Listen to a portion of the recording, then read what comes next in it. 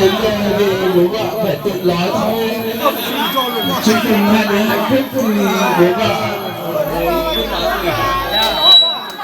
Anh ơi, anh ngồi xuống hộ em cái. Thôi có rổ cái vui xe mình xài có rổ nhảy ấy. Dòng chiến đó phải sẽ đều loại tin nó làm sai cái được mình xài cái tôi đây đấy Chính chế nào. tổ cái đều đấy nó rồi chúng ta đấy rồi.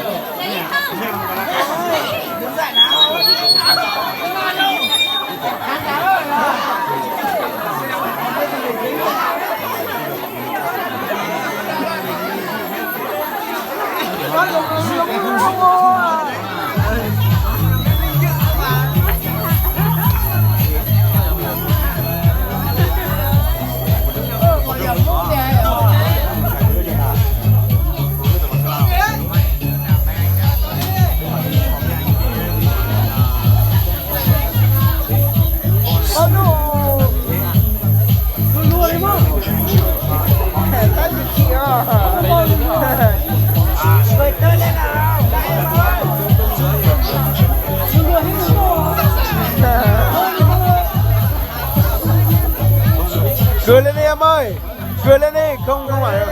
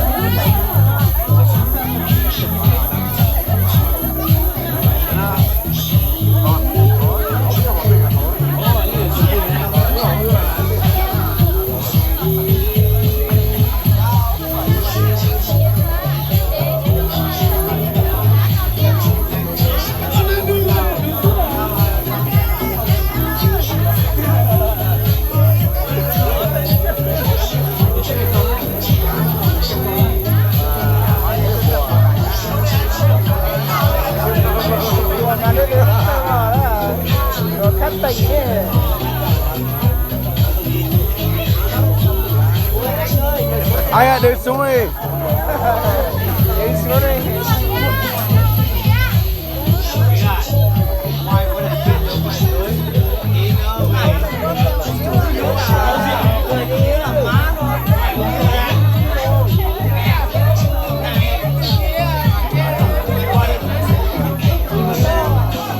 Xuống đi anh ơi.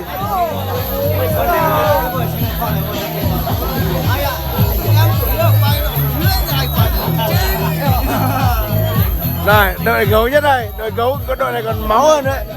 Máu hơn đấy.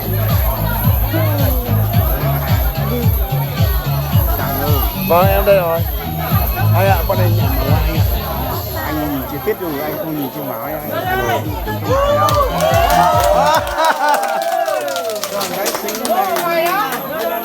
Bài 2 đây, bài 2 đây.